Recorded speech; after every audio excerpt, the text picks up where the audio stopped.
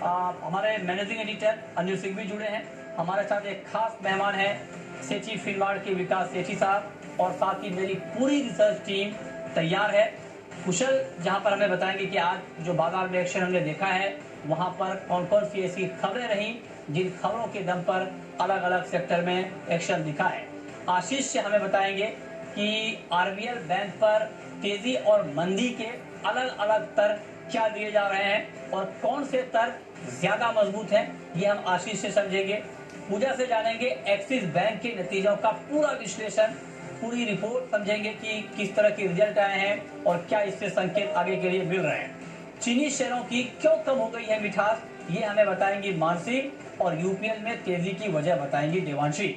लेकिन सबसे पहले देखते हैं कि आज बाजार में किस तरह का एक्शन रहा है, ये हम आपको बताने जा रहे हैं। और हफ्ते के दूसरे कारोबारी दिन भी आज बाजार तेजी के साथ बंद हुआ, दिन की ऊंचाई पर बंद हुआ। निफ्टी 1% की मजबूती के साथ 9,400 के पास बंद हुआ। सेंसेक्स में 350 अंकों तक की तेजी यहां पर दिखी है, और निफ्टी बैंक 550 अंकों से ज्यादा की शानदार तेजी के साथ 20,700 के करीब बंद हुआ है। आगे बढ़ेंगे, उससे पहले आपको दिखाते हैं कि आज के मार्केट में विदेशी संस्थागत निवेशकों ने और घरेलू संस्थागत निवेशकों ने कितनी खरीदारी या बिकवाली की है, ये आंकड़ा जरा आप देख लें। तो अगर हम बात करें एफआईआईज की, तो एफआईआईज ने आज कैश मार्केट में 122 करोड़ रुपए की बिकवाली की है। वहीं डीआईआईज ने आज 389 करोड़ रुपए की बाइंग की है। तो अलग अलग ट्रेंड हमने देखा है विदेशी संस्थागत निवेशकों की तरफ से और घरेलू संस्थागत निवेशकों की तरफ से। लेकिन अब वक्त है ये जानने का कि आज के बाजार पर एडिटर्स टेक है क्या, और ये बताने के लिए हमारे साथ हमारे मैनेजिंग एडिटर अनिल सिंह भी जुड़े हैं। सर, बहुत बहुत स्वागत है आपका। आपसे मेरा पहला सवाल ये होगा कि आज हल्के उतार चढ़ाव के बाद बाजार अच्छी बढ़त पर बंद होने में कामयाब हुए हैं। आज के कारोबार पर आपका ओवरऑल व्यू है क्या, और ये जो तेजी हमने मार्केट में देखी है, आपके हिसाब से ये तेजी कहां से आएगी? बाजार में तेजी के लिए एक से कहीं ज्यादा वजह बनती हुई नजर आ रही। पहला, दुनिया भर के बाजारों में मोमेंटम स्ट्रॉन्ग है और कल अमेरिकी बाजारों में भी अच्छी मजबूती के साथ कारोबार होता हुआ नजर आया। दूसरी बात, कल अमेरिका में फिर से कोरोना के जो आंकड़े आए वो राहत देने वाले थे, ज्यादा खराब होते नहीं दिख रहे हैं, और यही हाल यूरोप का भी है। वहां से भी बाजार में थोड़ी सी रिलीफ आती हुई दिखी। तीसरा, भारतीय बाजारों में मोमेंटम बड़ा स्ट्रॉन्ग है। एक्सपायरी का हफ्ता है, महीने की एक्सपायरी है, तो उससे पहले लगातार शॉर्ट कवरिंग, लगातार खरीदारी भी होती हुई दिख रही है। भले ही एफआईज अभी पूरी तरह से मूड में ना आए हो, लेकिन घरेलू फंड्स ने खरीदना शुरू किया तो वहां से सपोर्ट आता हुआ दिख रहा है। मोमेंटम स्ट्रॉन्ग है, हर गिरावट से बाजार बाउंस करके ऊपर जाने की कोशिश करते हुए दिख रहे हैं। और एक बात, जो बैंक्स एनबीएफसी, खासतौर से प्राइवेट बैंक्स एनबीएफसी जो ज्यादा पिटे हुए हैं, प्राइवेट बैंक्स में इंडसइंड बैंक के रिजल्ट्स बेहद शानदार है, तो बची कुची कसर इंडसइंड बैंक ने पूरी कर दी। सारे प्राइवेट सेक्टर बैंक्स मजबूत हो गए, और एनबीएफसी जहां सबसे ज्यादा दिक्कत पोर्टफोलियो में है वहां पर अच्छी तेजी बनी। और वजह ये कि लोग उम्मीद करें कि एनबीएफसी के लिए किसी तरह का एक पैकेज आ सकता है जो इन कंपनियों को, इन फाइनेंस कंपनियों को रिलीफ दे, लिक्विडिटी दे। तो बस और क्या चाहिए। इतना सब कुछ होने के बाद तो बाजार में तेजी होनी थी। मजबूत शुरुआत हुई, दिन के दौरान छोटा मोटा करेक्शन आया भी, लेकिन फिर से मजबूत होकर दिन के हाईएस्ट पॉइंट पर जाकर बाजार बंद होने में कामयाब रहे। और आज की लीडरशिप पूरी तरह से फाइनेंशियल शेयरों से आती हुई दिखी, जो कि एक बड़ी रिलीफ देने वाली बात है कि सिर्फ फार्मा, एफएमसीजी और रिलायंस पर बाजार डिपेंडेंट नहीं है, बैंक्स और एनबीएफसी भी बाजार को मजबूती दे सकते हैं। तो आज की क्लोजिंग बेहद शानदार है। अगले 2 दिन है, अभी एक्सपायरी का ट्रेड रहेगा, बाय ऑन डिप्स का मार्केट है। अगर कहीं कोई ऐसी खराब खबर ना आए और कोई अमेरिका में बड़ा तेजी वाला सेशन, बड़ी गिरावट वाला सेशन ना हो, भले अमेरिकी बाजार सुस्त भी रहे, कोरोना को लेकर कोई अच्छी खबर ना आए लेकिन बुरी भी ना आए, उतना ही काफी है, तब भी आप 9,500 9,600 की तरफ बढ़ सकते हैं। तो मोमेंटम स्ट्रॉन्ग है और मुझे लगता है यहां से भी बाजार और तेजी दिखा सकते हैं। ओके, तो मोमेंटम बाजार का स्ट्रॉन्ग है। बाइंग ऑन डिप्स यानी गिरावट पर खरीदारी का मार्केट है, इस पर आप नजर रखें। ग्लोबल मार्केट में जो बात अनिल जी ने कही कि अमेरिका में भले ही कोई अच्छी खबर ना आए लेकिन बुरी खबर भी ना आए, तो भी हमारे मार्केट के लिए ये पॉजिटिव संकेत ही माना जाएगा। लेकिन अब सवाल ये है कि जब बाजार तेजी के मूड में है तो इस तेजी के मूड में कौन कौन सी ऐसी खबरें आई हैं, अलग अलग खबरें जिसके दम पर अलग अलग सेक्टर में हमने एक्शन देखा है। ये बताने के लिए हमारे साथ कुशल जुड़े हैं। कुशल, बताइए ऐसी कौन कौन सी खबरें हैं जिनके दम पर आज अलग अलग सेक्टर में हमने एक्शन देखा है? बिल्कुल, तो बाजार आज शानदार तेजी के साथ फिर से बंद होता हुआ दिखा। इनफैक्ट सेकेंड हाफ में अच्छी तेजी बनती हुई फिर से नजर आई। साथ ही अगर आप देखें तो निफ्टी में बढ़ने वाले शेयरों की सूची में पर्टिकुलरली इंडसइंड बैंक अच्छे नतीजों के बाद 17% की तेजी के साथ बंद होता हुआ नजर आया। साथ ही अगर आप देखें तो बजाज फाइनेंस, एचडीएफसी लिमिटेड और एक्सिस बैंक जैसे शेयर यानी बैंक्स और एनबीएफसी जो है आज लीड करते हुए नजर आए। वहीं फार्मा स्पेस में जो है आज हमें प्रॉफिट बुकिंग होती हुई नजर आई। निफ्टी में सन फार्मा जो है वो टॉप लूजर रहा। साथ ही अगर आप प्राइवेट बैंकिंग स्पेस की बात करेंगे तो आरबीएल बैंक समेत फेडरल बैंक, एक्सिस बैंक जैसे शेयर में 7-8% की जो है हमें इंट्राडे तेजी देखने को मिली। साथ ही अगर आप एनबीएफसी स्पेस से देखेंगे तो मन्नप्पुरम फाइनेंस एक आउटलायर के रूप में बाहर निकल कर आया। आज 13-14% की इंट्राडे तेजी यहां पर बनती हुई नजर आई। साथ ही चोलामंडलम इन्वेस्टमेंट्स ने भी पिछले दिनों की जो गिरावट थी उसको रिकवर किया और 10% की इंट्राडे तेजी इसने भी दिखाई। साथ साथ अगर आप ऑयल एंड गैस स्पेस भी देखेंगे तो यहाँ पर भी अच्छी तेजी बनती हुई दिखी, जिसमें अदानी गैस और गेल जैसे स्टॉक्स शामिल थे। यहाँ पर भी 3 से 4% की तेजी और अपमूव हमें देखने को मिला। और अंत में जैसे कि मैं बात कर रहा था आपके साथ, फार्मा जो है यहाँ पे आज भारी मुनाफा वसूली हमें देखने को मिली, जिस वजह से आप देखिए तमाम शेयर चाहे Lupin, Glenmark, Biocon, Davis lab, चारों के चारों स्टॉक्स जो है आज हेवीली अंडर प्रेशर थे। ओके, तो ये अलग अलग खबरें हैं जिसके दम पर हमने अलग अलग सेक्टर में एक्शन देखा है। लेकिन अब रुक करते हैं अपने खास मेहमान का। हमारे साथ विकास सेठी साहब हैं, सेठी फिनमार्ट के। विकास जी, बहुत बहुत स्वागत है आपका भी कार्यक्रम में। आज का दिन तो बैंकों के नाम रहा, लेकिन कल का बाजार आपको कैसा दिख रहा है और कल के बाजार के संकेतों को समझते हुए आपकी इंट्राडे पिक क्या होगी, कहां पर कल ट्रेड करना चाहिए? बिल्कुल मृत्युंजय, आज के बाजार में हमने एक शानदार तेजी देखी, जिसके कई कारण थे जो अनिल जी ने भी बहुत ही अच्छे से बताया। एक तो ग्लोबली सभी मार्केट्स अच्छे तेजी में चल रहे हैं, उसके कारण से एक तेजी बनी हुई है।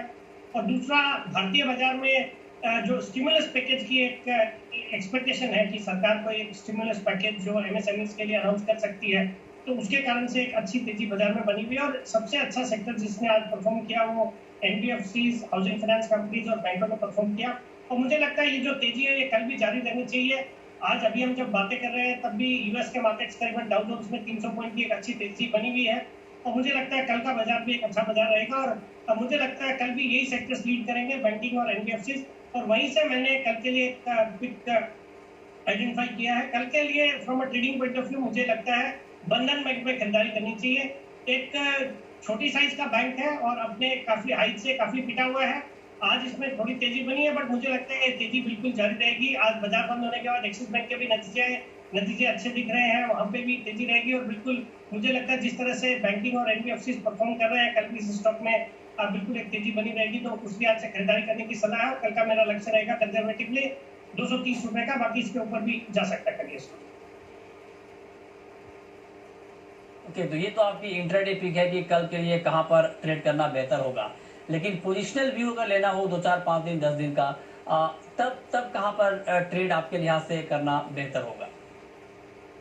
बिल्कुल मृत्युंजय, पोजिशनली भी मुझे लगता है ये जो बीटन डाउन एनबीएफसी वाला जो सेक्टर है, अगर सरकार एक अच्छा स्टिमुलस पैकेज देती है तो मुझे लगता है बहुत ही डिस्ट्रेस्ड वैल्यूएशंस में ये स्टॉक सब ट्रेड कर रहे हैं। तो वहां से मैंने इक्विटास को पिक किया है।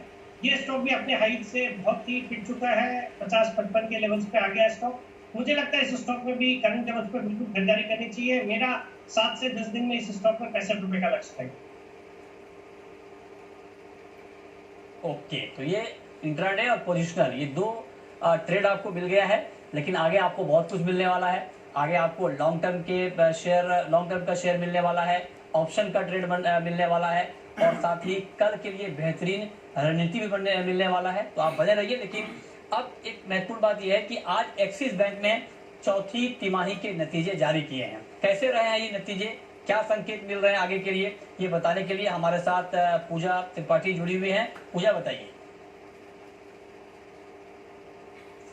एक्सिस बैंक के नंबर्स हम जैसे कि उम्मीद कर रहे थे वैसे ही कुछ देखने को मिले हैं।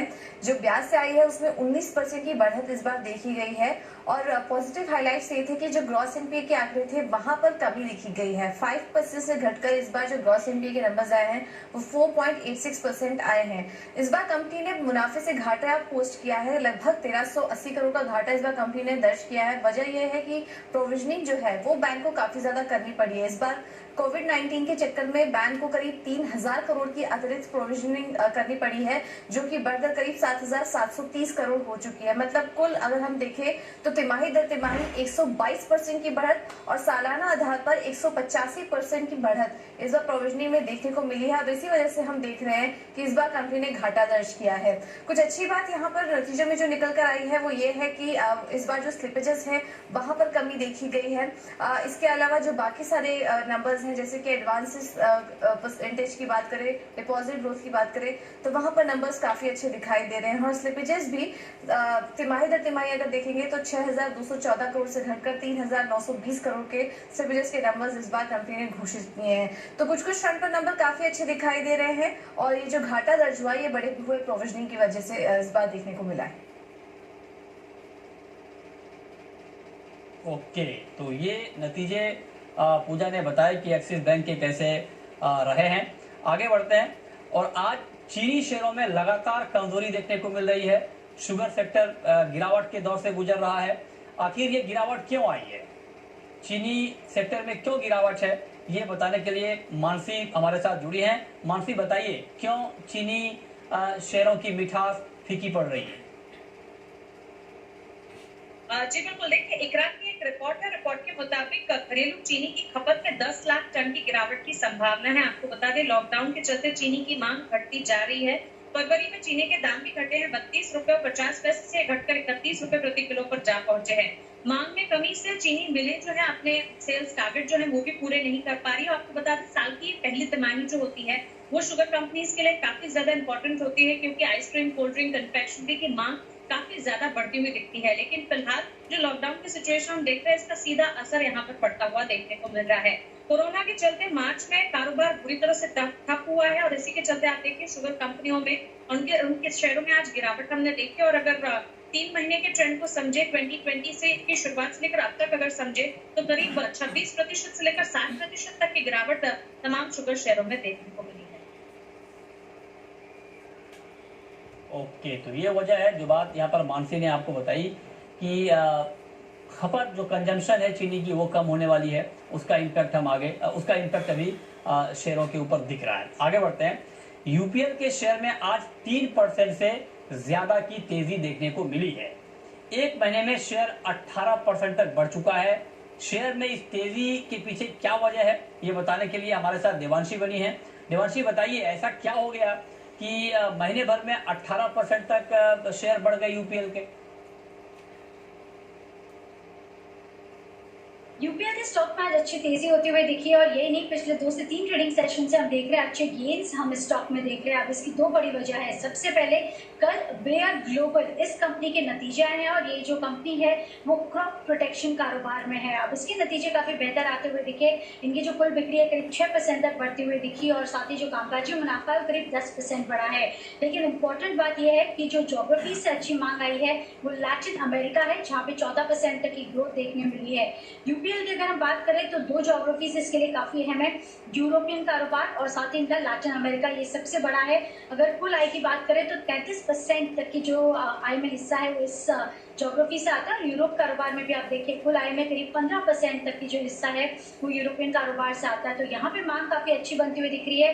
पर्टिकुलरली क्रॉप साइंस सेगमेंट में ये कंपनी ने अच्छे नतीजे दिए हैं, तो माना जा रहा है कि यूपीएल के लिए भी पॉजिटिव साबित होता हुआ दिख सकता है इस तिमाही के नतीजों में। दूसरी बड़ी वजह ये भी है, जैसे हम देख रहे हैं कि कई ऐसी कंपनीज हैं जिनके लॉकडाउन के चलते असर होती हुई दिख रही है, लेकिन यूपीएल के मैनेजमेंट का ये कहना था कि सारी जो ज्योग्राफीज हैं इनमें इनका कामकाज जारी था, लॉकडाउन में इनको ज़्यादा असर होता हुआ नहीं दिखेगा। लेकिन अब ये देखना होगा कि सप्लाई डिस्ट्रप्शन कितने होते हुए दिख रहे हैं। लेकिन कुल मिलाकर इसके लिए काफ़ी पॉजिटिव बात आती हुई दिख रही है। इस तिमाही में जो नतीजे हैं कंपनी के थोड़े से पॉजिटिव आ सकते हैं और इसी के चलते कई दिनों से हम थोड़ी सी रैली देख रहे हैं। वैल्यूएशन वाइज अगर हम देखें तो ईयर टू डेट जो कर्ज की चिंता है इसके चलते करीब 33% तक की गिरावट हमने स्टॉक में देखी है। लेकिन क्योंकि अब फिलहाल थोड़ा सा पॉजिटिव हो रहा है, एक्विजिशन थोड़े से सिनर्जी बेनिफिट्स आ रहे हैं, इसके चलते पिछले एक महीने में करीब 15 से 16% तक की रैली हमने स्टॉक में देखी है। अगर नतीजे बेहतर आते हैं तो थोड़े से और गेन्स देखने मिल सकते हैं।